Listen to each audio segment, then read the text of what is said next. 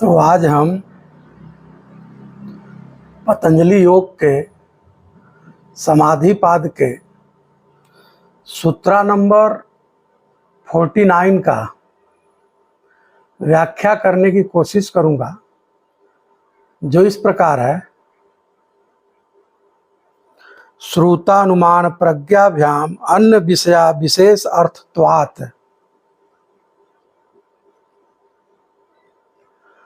तो इसके पहले सूत्र में, सूत्रा नंबर 48 में पतंजलि का जो सूत्र है, ऋतंभरा तत्र प्रज्ञा,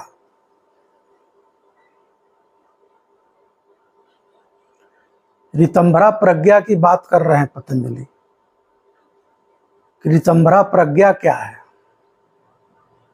जब निर्विचार समाधि परिपक्व हो जाती है तो जो अंतस्थल है, जो बुद्धि है, जो बुद्धि चेतना के साथ मिली है, वो कैसा होगा? ऋतंभरा सत्य से भरी हुई होती है, सत्य से परिपूर्ण होती है। तो पतंजलि कह रहे हैं, उसकी कुछ विशेषता बता रहे हैं कि ऋतंभरा प्रज्ञा की विशेषता क्या है, वह क्यों ऋतंभरा प्रज्ञा है। तो सूत्रा नंबर 49 में पतंजलि कह रहे हैं कि श्रुतानुमान प्रज्ञाभ्याम अन्य विषया विशेषार्थत्वात्। तो श्रुतानुमान प्रज्ञाभ्याम, इसका क्या मतलब है? श्रवण और अनुमान से होने वाली बुद्धि की अपेक्षा, श्रवण और अनुमान से होने वाली बुद्धि की अपेक्षा अन्य विषया माने क्या? इस बुद्धि का विषय भिन्न है, क्योंकि यह विशेष अर्थ वाली है। विशेष अर्थत्वात् मीन्स क्योंकि यह विशेष अर्थ वाली है। कौन? ऋतंभरा प्रज्ञा। तो श्रुतानुमान प्रज्ञाभ्याम,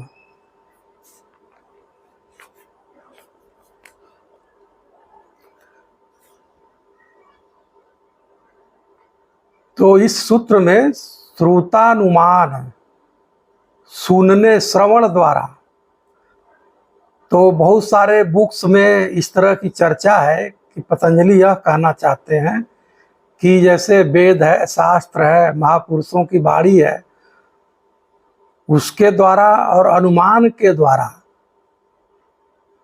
जो बुद्धि होती है, जो ज्ञान होता है, वो साधारण तल का ही ज्ञान होता है, साधारण तल का ही ज्ञान होता है, पूर्ण ज्ञान नहीं होता है। लेकिन कह रहे हैं कि अभ्यास और वैराग्य से, अभ्यास और वैराग्य, जब साधक अभ्यास और वैराग्य की साधना करता है, तब साधक का जो चित्त है, साधक की जो बुद्धि है, वो ऋतंभरा प्रज्ञा हो जाती है। तो ऋतंभरा प्रज्ञा द्वारा वह पूर्ण ज्ञान की प्राप्ति करता है, पूर्ण अनुभव करता है, आधा अधूरा नहीं करता, पूर्ण करता है। जब साधक किसी वस्तु पे ध्यान लगाता है, तो जब इंद्रियों के माध्यम से वह जाता है,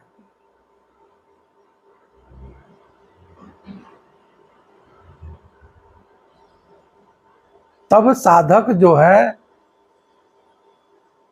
पूर्ण रूप से देखता है, सही सही देखता है। क्या सही सही देखता है? वस्तु को देखता है। क्यों देखता है? क्योंकि उस समय उसके पास अहंकार नहीं होता, आइडेंटिटी नहीं होता, चित्त पूर्णतः शांत होता है, और चित्त ऋतंभरा प्रज्ञा वाली होती है। बुद्धि रितंभरा प्रज्ञा वाली होती है। लेकिन जहां तक मेरी समझ है, जब सुनने की कला है, पता हो कि कैसे सुनना है, जो इस सूत्र का मुझे समझ में आया है ध्यान के विधियों के माध्यम से, तो एक तो नॉर्मली बात यह है कि आप किसी वाणी सुनते हैं तो वहां पे अहंकार अगर मौजूद होता है तो आप ठीक ठीक नहीं सुन सकते।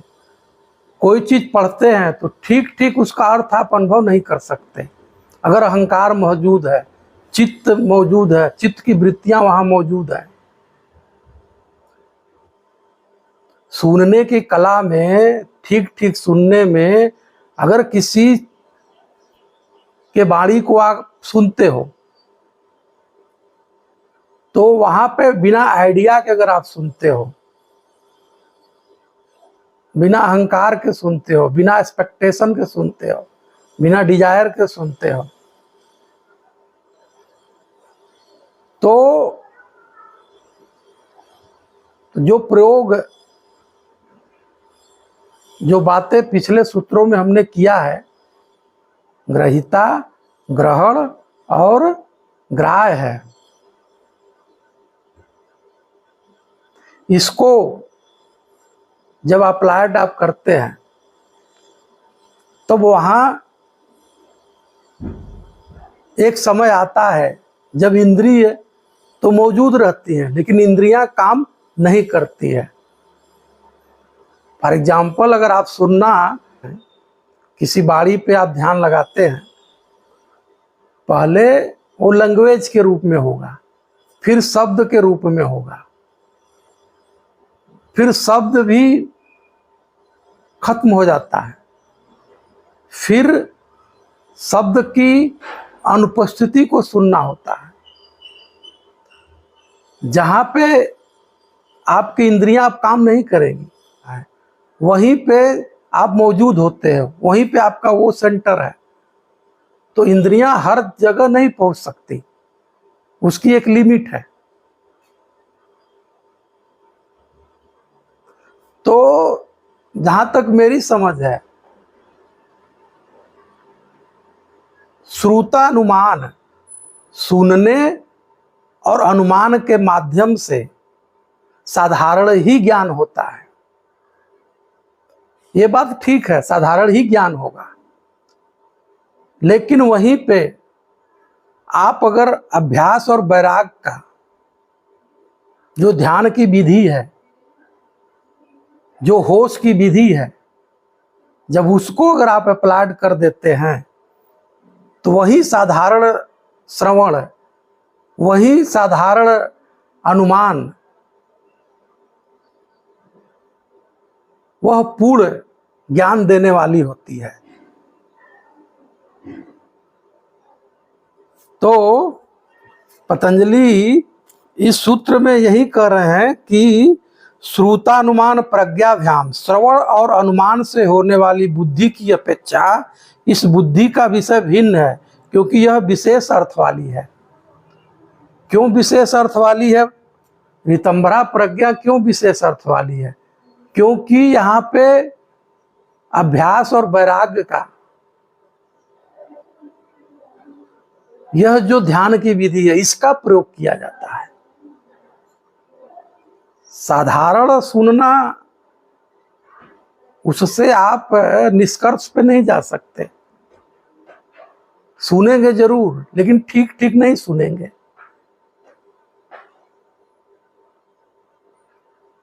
अनुमान भी आपको ठीक ठीक वहां तक नहीं पहुंचा सकता, लेकिन हाँ, अगर आपको ठीक ठीक सुनना आता है, ठीक ठीक अनुमान करने आता है, जब आप अभ्यास और वैराग की ध्यान की विधियों का प्रयोग कर देंगे,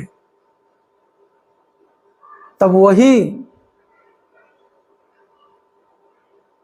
साधारण सुनने की जो प्रवृत्ति है वह पूर्ण ज्ञान प्राप्त कराने वाली होती है।